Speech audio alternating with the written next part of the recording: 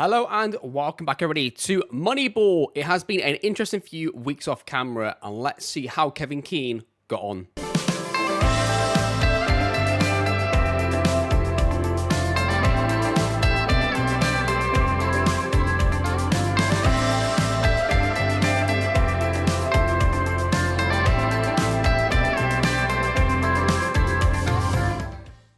Welcome back everybody. So yes, that has been the results off of camera since we last met. Now, it may not look that impressive, but it has got us away from the relegation zone by currently 6 points with 10 games to play. And we have got by far the best goal difference of any team at the bottom.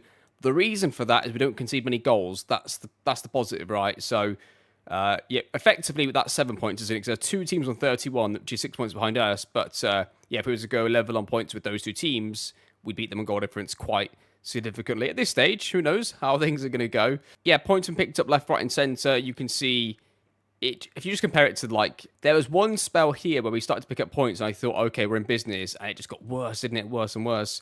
And I think that, I think we stabilised a little bit, but we'll have to see how things conclude. I mean, December was the killer. November, and December were the killers. Look at that. 2 months there of football and not a single win in any of those games. Only 3 draws, a lot of defeats. And that's what caused the change. It's a shame because the previous manager did get off to that little run there, but undid it there and undid it with the start that he had that was terrible. He has instantly gone to Mansfield, has Johnny Jackson. He has taken the manager's job at Mansfield. So Johnny Jackson is a rival coach for us right now, a rival head coach over at Mansfield. But we don't care about them. We only care about Wimbledon. And we've done a pretty decent job. In terms of who's played, Jude Russell has started, I think, every game that he's been available for since he joined. So that's a good loan signing. The manager rates him. Again, I couldn't quite believe that a player in our league, only 2 places above us in the league, was available for loan. And who did he come from? Was it Newport he came from? So, I mean, they could go down. They're only a point above relegation, and they're loaning a player to us, which is quite funny, but that is the story. Everybody else that came in January, everybody's been a starting level player since they've come in. Declan McManus is our top goal scorer with 10. Obviously, he didn't come in January, came in the summer, but to say that our Moneyball signing has been a success would be an understatement, I think. I think it's just the previous players that were letting us down a little bit there, but things are looking good, I would say. Yeah, I don't know in the future. Let me know what you think about the manager bounce thing, because replacing the assistant manager doesn't really do anything within the game, right? Yeah, do let me know what you think about changing the club's or the team's morale when a new manager comes in, and how we could maybe do that. Maybe roll the dice to see if it is maybe what we do is we roll a dice, and if it ends in 4, 5, or 6, we give a little boost to morale. If it's 2 or 3, it just stays as it is. If it's 1, it gets worse. To sort of just try and simulate how a new manager bounce might go. Because most of the time you'd expect it to either have a positive impact or no impact. Rarely does it get any worse, but it can do. Gives you a 1 in 6 chance of that happening. Or we could just leave it. The problem with just leaving it is, when you're in a relegation fight, changing the manager, I don't think it's going to have that much of an impact in this, because we're not really changing the manager, we're changing the assistant manager in terms of the way the game works, right? So, although it worked for us in this instance, I don't know if it's going to work for us long term. So do let me know what you think about doing that. But yeah, let's carry on anyway and see how we're going to get on in for the rest of the season. So the situation is pretty simple: 6 points clear. That could get closed really fast. We are not out of it just yet. We've got Crawley, if I move myself out the way here, you can see this with me. We've got Crawley as 16th, Barrow as 6th, Rochdale 22nd, Harrogate 19th, Salford 7th, Steelage 15th, Crewe 3rd, Swindon 13th, Tranmere 17th, Grimsby 5th. So, I mean, really, you're looking at Harrogate and Rochdale, the 2 teams down there with us. I mean, if we were to beat Rochdale and Harrogate, that might just keep us up on its own, because that just sort of takes them out of the equation. They pretty much need us to lose almost every game, which is possible. I mean, if you look at that run there, if we hadn't have beaten Gillingham away, that could have been 5 games without a win, and only 1 draw maybe. So it was close to being a bad run again there, but the lads have sort of pulled it round. And yeah, we'll see how it all pans out. So the way this episode is going to work is as follows. We're going to watch the Crawley game together right now. We'll miss the Barrow game. We'll come back for the Rochdale game, because that's a relegation battler. And we could play the Harrogate game, and then we'll see where we're at. Because if we were to pick up, let's say, 7 points in those 4 games, we're probably going to be safe. Then we could probably skip to the end of the season, do the end of season review, look at some stuff. Maybe we could start doing some scouting, etc. If we end up watching quite a few games in this episode, Maybe we'll just do the end of the season review, and then that'll be the end of the episode. It depends really what happens from this point forwards. But let's see what happens. The plan is to get through to the end of the season, do a bit of a stats review. Maybe we do the Moneyball stats now, and we look at a few players. I'm not too sure yet. Let's just see what happens with the rest of the season, and let's just see how this all pans out. But let's play against Crawley. Let's see how we get on. The boys are in danger of going on a bad run. Again, like I said, that one win saved them really from going through a really bad stretch. So let's see how we get on. Come on, AFC Wimbledon. I might change the default formation to 4-4-2 just so that on that graphic screen before the game starts that it shows like a 4-4-2. Just for that reason, really. Interesting, he's gone with Janet up front as the striker.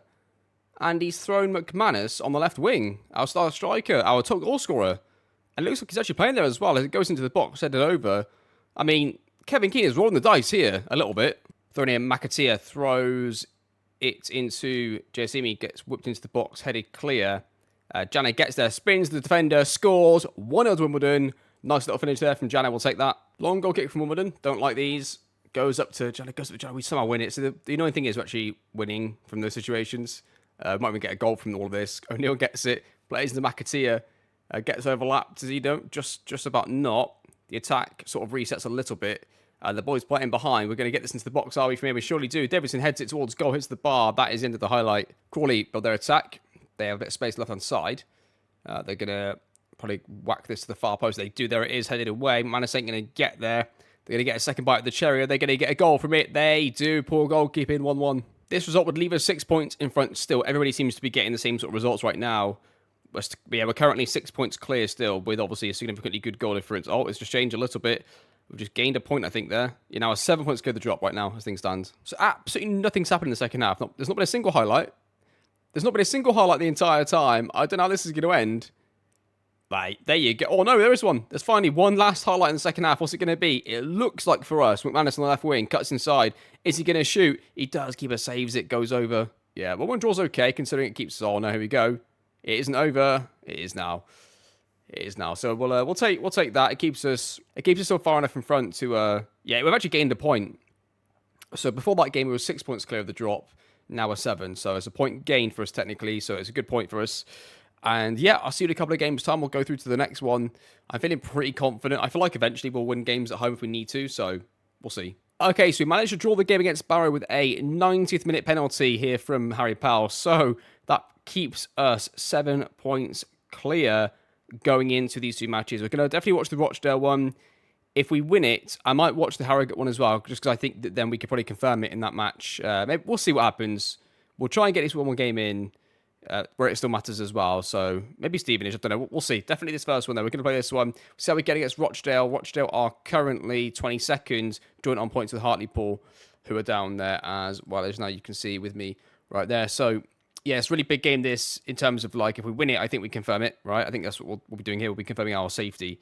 So let's see how we get on. We seem to be entering a stage where we are just really hard to beat, which is it's a good thing, isn't it? We're able to be difficult to beat and grind out results. They've got McManus back at striker today, interestingly. Got an actual winger back at the wide areas and a striker back at striker. So we'll see how that develops. Rochdale get a chance early on. I mean, it's a penalty. Oh dear. I didn't really think if we lost this, not only is it 3 points gained by a team near the bottom, it's also one of our very, very few easy home games left, if you want to call it easy. So as things stand, this will put us only 6 points off the drop with 7 games to go. But again, one of the easiest games we've got all season is right now. And we're getting battered, really. 5 shots to 1. 1.03 XG to 0.14. Not looking good. Curry, McManus, takes touch. Goes on to the inside, plays it back to the back line. They're going to take the ball forwards. They just send the ball into orbit. This could be... what's it going to be here? It could be anything this highlight. O'Neill gets it. Plays it back to Woodyard. He's really good on the ball, isn't he? His stats are incredible for passes completed, that kind of stuff. McManus goes through. Somehow the keeper saves and it stays 1-0. Right, this highlight has gone on for absolutely ages. This has to be a goal for somebody, or at least a chance, because it's gone on for absolutely ages. McManus is going to get there, isn't he? Oh, he's not. The highlight doesn't continue. But it continues again. Okay, this highlight's been going on since I don't know when. I don't know when I stopped talking over it the first time. It's been going on for ages, and there you go. It's a red card. Second yellow red for the right back. That isn't good for Wimbledon at all. We're now playing a 4-3-2. Right, last minute highlight potentially. Here we go. Here we go. Wimbledon have the ball. Woodyard doesn't give away the ball, does he? No, it's going to be completed. Oh, it's just got a penalty! It's going to be a penalty. It's going to be a red card. Surely we have to send him off. Send him off. Yes, he's gone. It's a penalty and a second yellow red for Rochdale. Chance to get back into the game and a potential chance to go and win it if we could score. Let's see who's going to take it. It's going to be Harry Pell. Scored a 90th minute equaliser in the last game against an 89th minute equaliser this time. Let's see what we can do in the last few minutes of this game. Here we go. Finishes 1-1. That's probably going to be good enough. I think that we still stay 7 clear, don't we? We do. We stay 7 points clear of the relegation zone. Right, okay, I'm going to skip past a couple of games. Let's come back for the Stevenage game and let's see where the team is at. I might even extend that to the Crew game. I'll see how things are developing, but I'll see in a few games' time. I mean, technically, it's 4 games undefeated, and technically, it's 5 games without a win, so read of it what you will. See you in a second. Okay, we drew against Harrogate, then lost our last 2 matches with a last-minute goal we conceded there. So what I'm going to do is I'm going to skip past the next 2 matches because despite that, we actually aren't any further towards the relegation zone, even in that circumstance. So on 41 points, we're still 7 points clear. So I think I'm just going to simulate the next 2 matches and we'll see what's happening going into the Tranmere games. I'll see you in a second for that and let's see how things are going because although we're dropping points, nobody else has gained any. So, and there you have it, ladies and gentlemen. AFC Wimbledon have stayed up and survived in League 2. Round of applause for the coaching staff and the head coach for making sure that we didn't have a disaster in the first season. We hit the iceberg, but we didn't sink, is basically how I describe the season how it went. Off camera, in those last 2 matches, we beat Crew and then got the draw in the last match at home. So, yeah, let's have a review of the season. Let's get to the end of the season and let's see where we think we need to improve the most. I think what I'll likely do is take 5th, 6th, and 7th stats in the playoffs because that's really the target. I know we're finishing quite low, but I think we should have done slightly better, and I think that's a good target for us to aim for going into next season in terms of the stats. So let's get to the end of the season. Let's see how the season actually finished, and let's review the whole situation and go from there. See you in a second. So the season finished off pretty good, actually. We finished off undefeated for the last 4 games with 2 wins and 2 draws. So that is the good news. We did start off not great. We finished pretty good in the end. Like, we were quite hard to beat. If you look at pretty much the from March until the end of the season, we didn't lose too many games, did we? Only lost 3 in out of all those matches, which is pretty good. Much better end of the season, which was good to see. The league table finished like this. We finished on 49 points, which eventually was 12 points clear from relegation, which is pretty good. Yeah, and that would easily have kept us up in most seasons as well in League 2. 49 points is a pretty good total in terms of surviving relegation. That was not the target before the season started. I was hoping we'd get the playoffs, really.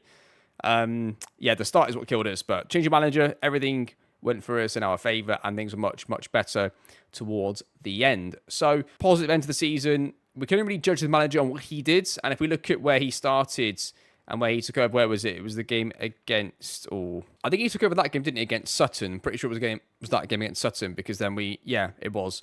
So you look at that was much better overall. It was much more solid, consistent. Nowhere near as many defeats. Quite a few draws. Not as many defeats, though. If you compare the amount of defeats there, there's already way more defeats in that first half of the season. So I think if Kevin Keane would have been given the job the entire season, I think we would have finished around this sort of area here where Mansfield, Stockport, and Doncaster are. I think, around sort of mid-60s maybe. Maybe around between Stockport and Mansfield, that sort of area. I think it's where he would have got us with the team based on the results he was getting, but he also wouldn't have started off with the morale being so low from the boys. But I mean, there was so much difference between the 2 teams effectively when the managers switched over. So we'll go through a look at some stats here and see if there's players that we think that we really need to improve on from our own players first. And then we'll obviously look at the other teams' players. The 3 teams in the playoffs, we'll use their stats as an average. We'll calculate all of those. We'll definitely be doing all of that as well. But just for now, let's look at our own players and let's just see what we think in terms of our own players. Before we even do that, though, let's go to the league stats and see if we had any outliers in the team stats within the league. Okay, I think for these, I'm most out of the way here on the left. So we'll go through the team stats in the league here and go through and see what we find. I haven't really got a set plan for what we're going to look at. We're just going to go through together and have a look at a few different things. Average possession is always a good one just to start off with. Finished 20th on 44 average percent possession with a 72% pass completion rate. That is pretty shite, to be honest. But there we go. Header 1 ratio, 19th, okay. Cards, we've got a few reds. Yellows were 7th, and on reds, we're tied with a lot of different teams there, so that one doesn't really matter. I mean, in terms of form, you can see here, like, towards the end of the season, our away form was the 4th best in the league for those last few matches of the season. You can see the lack of defeats there, right? 2 draws, loss, win, and a draw.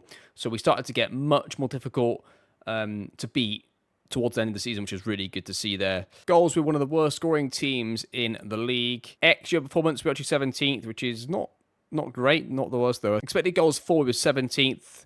Non-penalty expected goals, we were 16th, so slightly better. You don't factor in penalties. Cross completion at 11%, which was 16th in the entire league. Crosses completed, only 12th, normally pretty high from that. Goals from corners, we only scored 2, and I think they were both at the back end of the season, actually. Yeah, pass completion ratio, we were 21st. 72% is really, really bad, isn't it? Total passes completed, we were 20th as well. Chances created, we were slightly higher, so we created enough chances. It seems like scoring the goals was the problem early on in the season for us at the very least. Shots for, we were 17th. Shots on target were 23rd, so there you go. That sort of indicates that, doesn't it, that we were able to create the chances at least like better than when we finished, but we weren't able to finish them as good. Shots on target and shot on target ratios both 23rd for us. Conversion ratio, we were 14th, so conversion ratio was slightly higher. Shots per game 17th. Total dribbles made 9th, so we ran with the ball pretty aggressively. Final third passes for 21st, really bad again. So in general, taking just from those team stats, just at face value, not with any too much in-depth analysis on it, what you'll see there, I think, is that we weren't able to get final third passes. We created a lot of chances, or enough chances, but they were, by the sounds of it, crosses, long through balls from the back, or long balls over the top sort of thing, right? There weren't a lot of intricate built-up passing moves that we were able to exploit teams through the middle of the pitch, so that's interesting. And the chances we did create, we missed, so a lot of things there. XG against, we were 6th worst in the entire league. Tackle 1 ratio, we were 5th, which was the 5th highest in the league. That's pretty impressive. So our tackle 1 ratio was high. So where's our tackles per 90? Is that in here? Our actual tackle win ratio was good. Maybe we just needed, oh, there it is, tackles 1. And we were 2nd for tackles 1. So we initiated a lot of tackles and we won most of them. So that wasn't the problem. Maybe we need to look for players that intercept the ball far more than win the tackles and win their headers slightly more. Maybe we need to focus on those 2 areas slightly more. Possessions 1, so if you take away tackles, actual possessions, we were 10th, which is still pretty good for a team that finished as low as we did, which is quite interesting. Interceptions, we've got to be low on this. So we are 9th. That's pretty good still, you know. I mean, I guess what we need to remember, it's really important to actually remember this, we weren't bad defensively. We really weren't that bad defensively throughout the whole season, right? You could see the goal difference of the teams at the bottom. If we just go back to that for a second here. Go back to the goal difference. Our goal difference was -5. The teams below us were -21, -29, -27, -29, and the 2 teams ahead of us were -22, -13. The next nearest team with a better goal difference was Warsaw, 15th, and that comes 100% from our goal against record, right? If you look at the best defensive record, we were sort of like mid-table. If you look at total goals for, we were slightly below that, right? So for us, it was the defensive aspect that actually was working pretty well, and that's what kept our goal difference within range of everybody else. If you just take a look at the total goals conceded, the teams down here, like we conceded 53, and then you've got 69, 66, 66, 71, 75, 74, 54, 73. So the next nearest team, again, is Warsaw that beat us, and they finished on a lot more points than we did. So there you go. Defensively, we're actually pretty good this season. If we would have had as clinical of a team in the final third as we were in the defensive third out of possession, we probably would have ended up near that playoff position, right? That's what I'm taking from that at face value. Not too much in-depth stuff looking at the team statistics, so that's what it tells me, especially when you look at it from an FM perspective and how stats are calculated within FM. OPPDA were 11th, which is surprising. That's, yeah, I don't know. That's quite surprising it was that high. I thought we'd be under the pressure. I thought we'd be under pressure a lot more and not able to get defensive actions out against teams, but we did. We gave a lot of... Okay, so that's interesting. So we seem to give up a lot of passes in the final thirds against teams. So what that tells me is in the attacking third, the middle third, we're able to defend pretty successfully against most people. We could go initiate challenges, win tackles, etc. But once teams pin us in our own third, we couldn't get back out.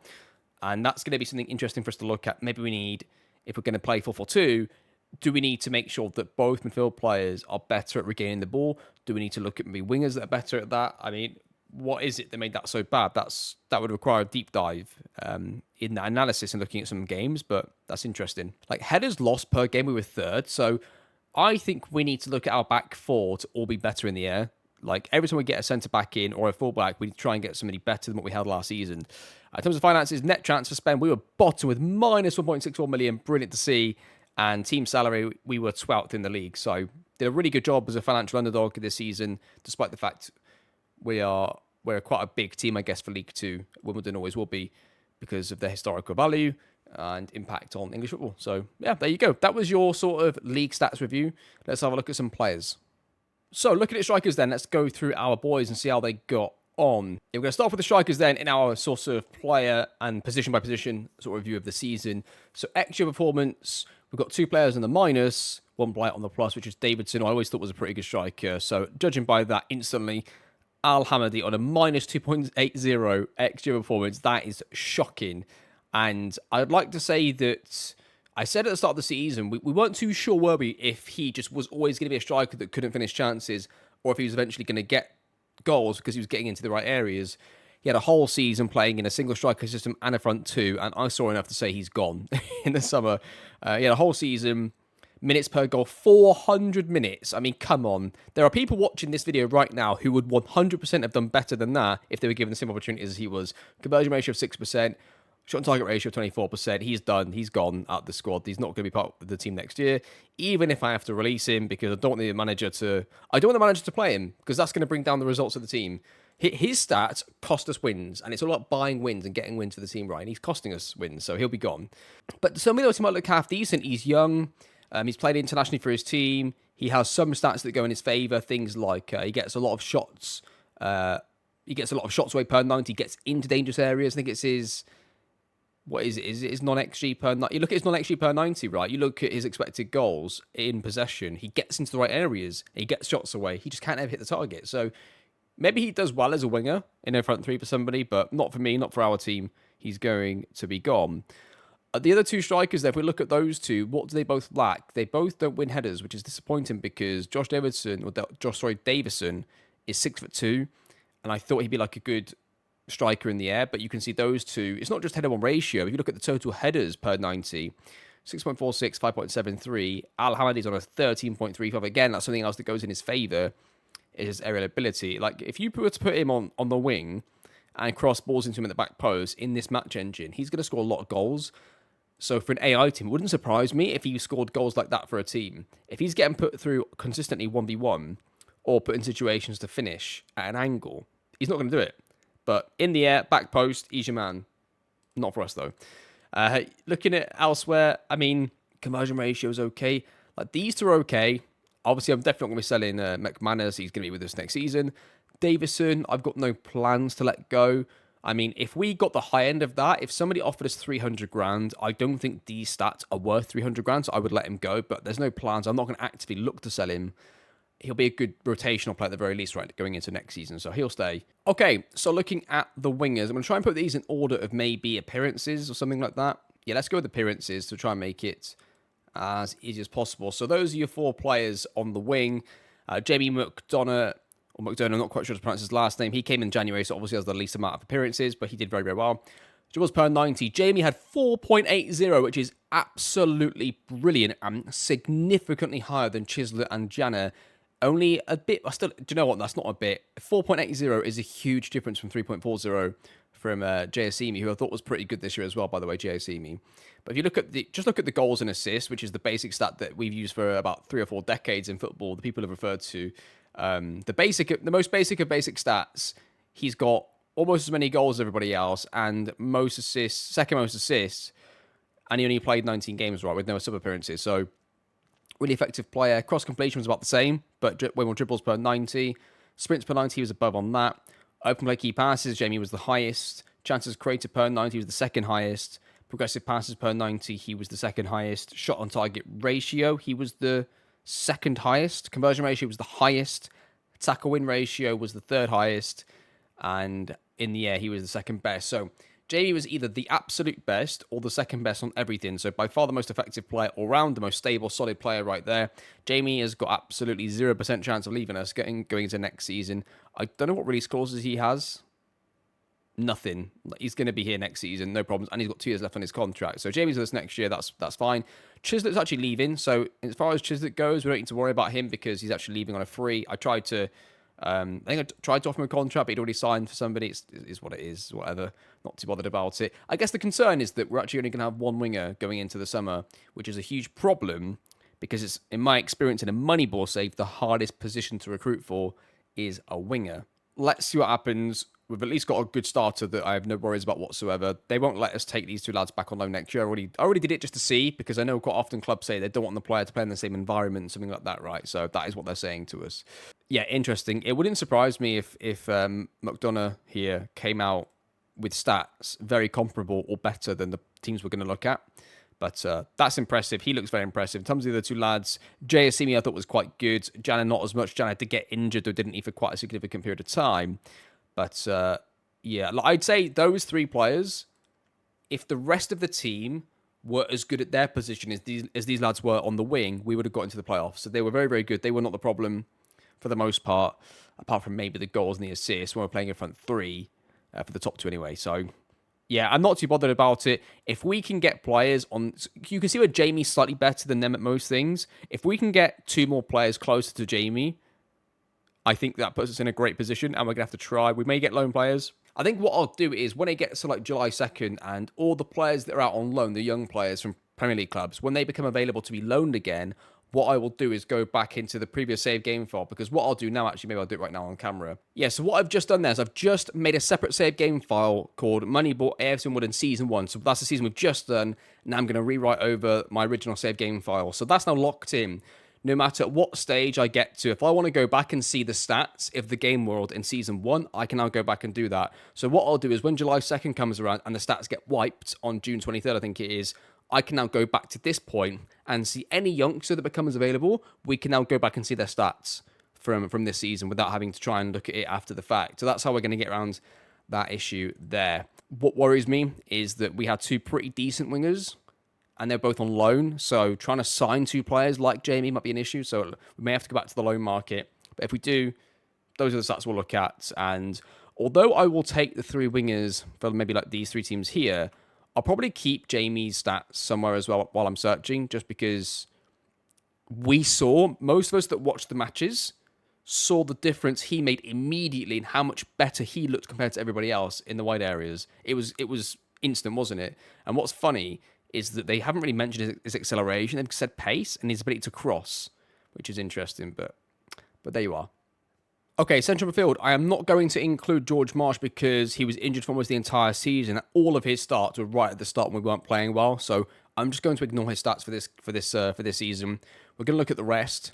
So we've already looked at this a lot in January because that was a time where we felt like it was a bit of an issue. I'm going to get rid of Armani Little to the bottom because he's on loan and he didn't play as much. He played a little bit towards the end, actually, but Gary O'Neill's really the main one we're going to focus on, along with Woodyard here. So open play key passes, in fact, let's highlight all 4 of them. Open play key passes does go to Harry Powell still there, has the most. Chances created per 90 is extremely close between all 3 of them, 0.24, 0.21, 0.22. Progressive passes goes massively to Gary O'Neill, who is our January signing, which is good to see. Alex Woodyard is second to that. Passes completed per 90, again, ignoring Armani Little at the bottom there, because a lot of his games as well were at the start. But Gary O'Neill and Alex Woodyard, the only other 2 players, massively ahead of Harry Powell. And a pass completion ratio much higher for Woodyard, which, see, now that's fine. I don't mind Woodyard having a much bigger pass completion ratio.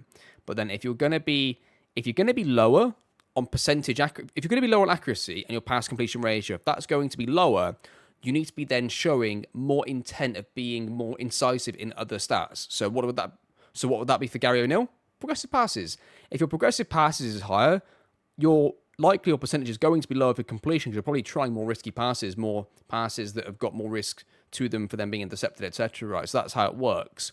I think Kevin De Bruyne said, I think it was last year, they mentioned about his pass completion ratio, or Rodri's, and they were comparing them, and he was basically saying it's a stat that he completely ignores for himself. It doesn't really matter the way that he plays in the final third. It's not a stat that matters to him and that they speak about at City at all. But for Rodri, it probably is something that you can look at, right? Because Rodri was like 98% or something over like a 5-game period. So again, same thing applies here really for us. It's great for Woodyard. That's sort of his game. That's his style of player.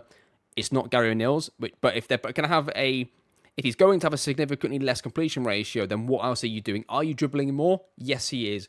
Are you making more risky passes? Yes, he is. Open play key passes is pretty close, but progressive passes, that's a pretty big difference. Tackle win ratio is the same for all of these, really. Tackles per 90, the two lads, they're both on 2. Interceptions is 1.72. Quite low for Gary O'Neill, that. Pressures attempted higher for O'Neill than it is for Woodyard, but those kind of things, their pressures attempted can be quite dictated by role.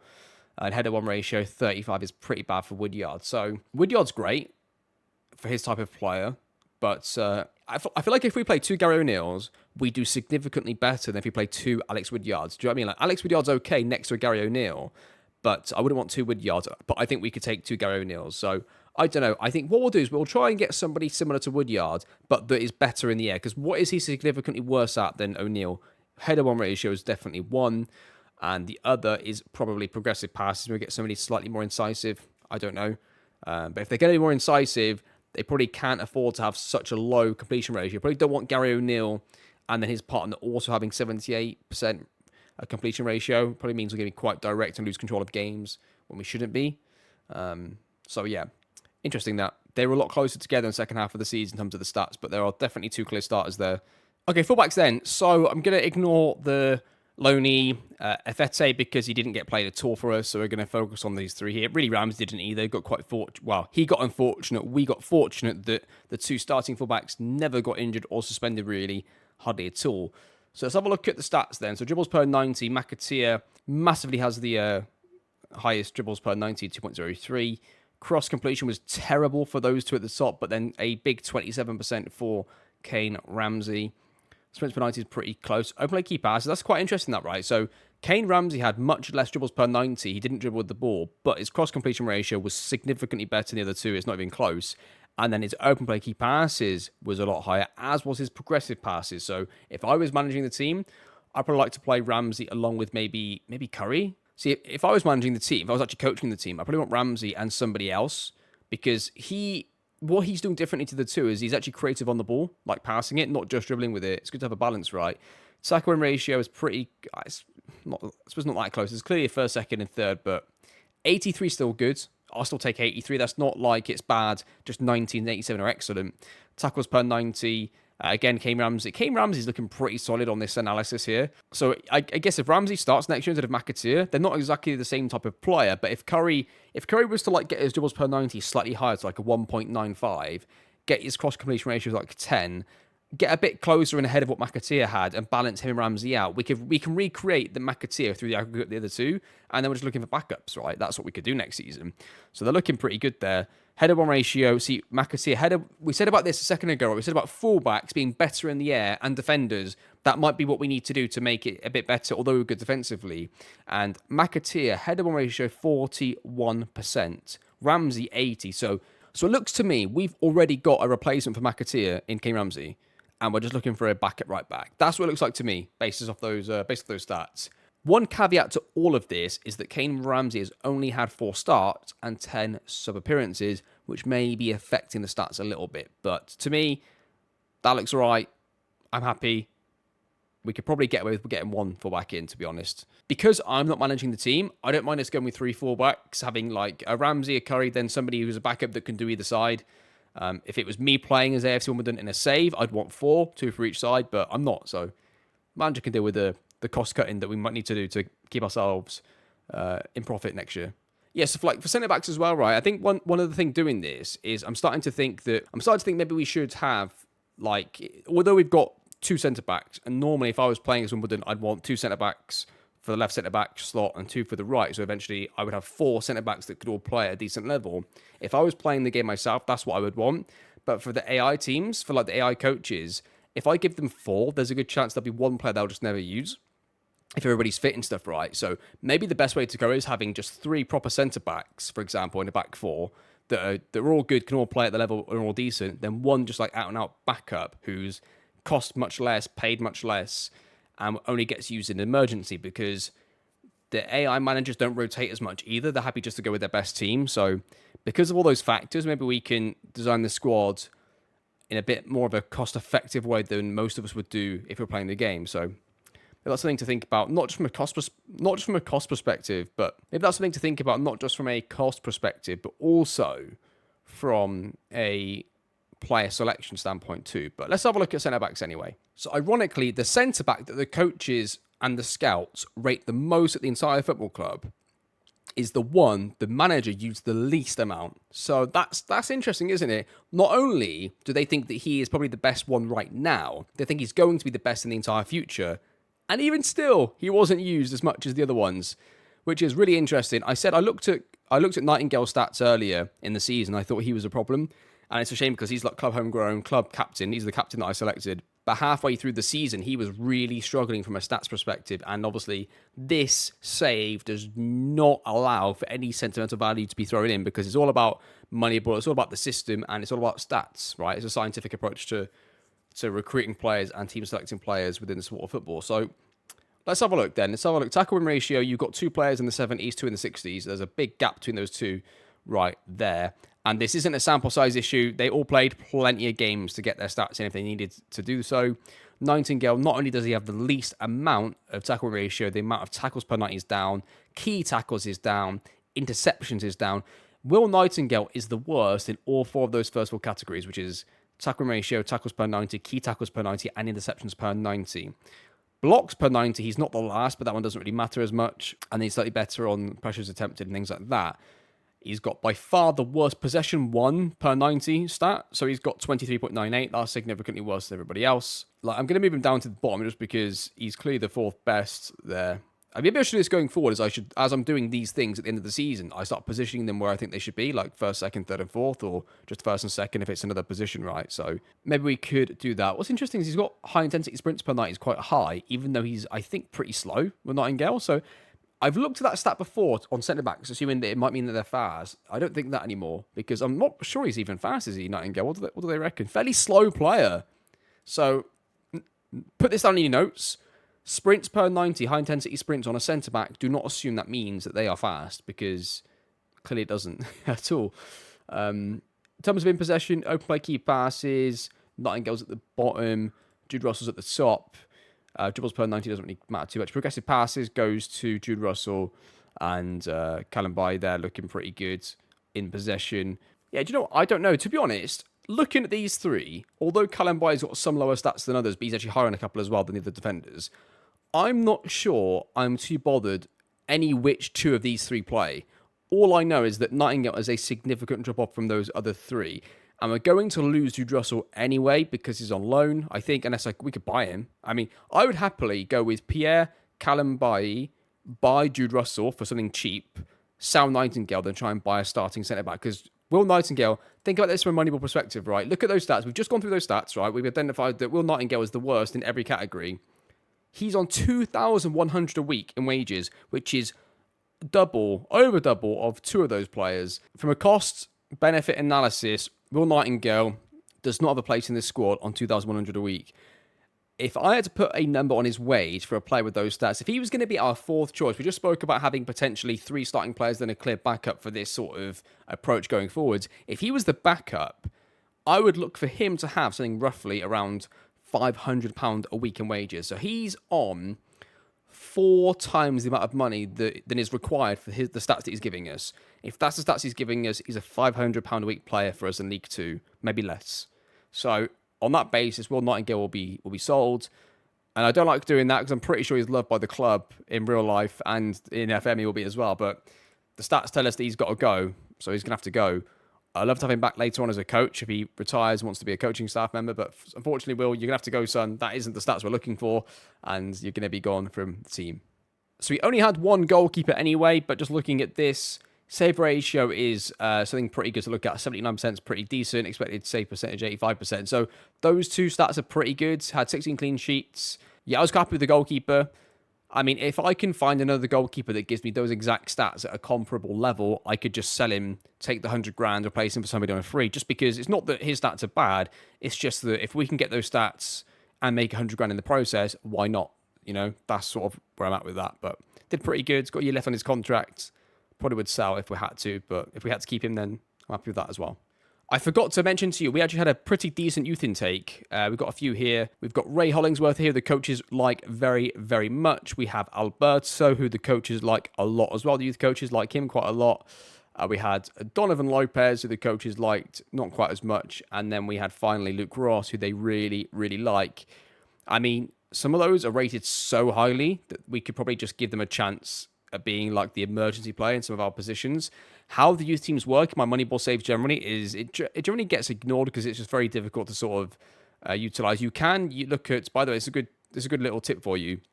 If you look at the youth teams and you look at their stats, it won't show you anything for their stats because they haven't played any matches. You have to go to youth team selection info, something like that, and then you can start populating stats that way. So you can sort of start to see some of the stuff they've done. So Harry Sidwell here scored quite a few goals for the 18s or 21s.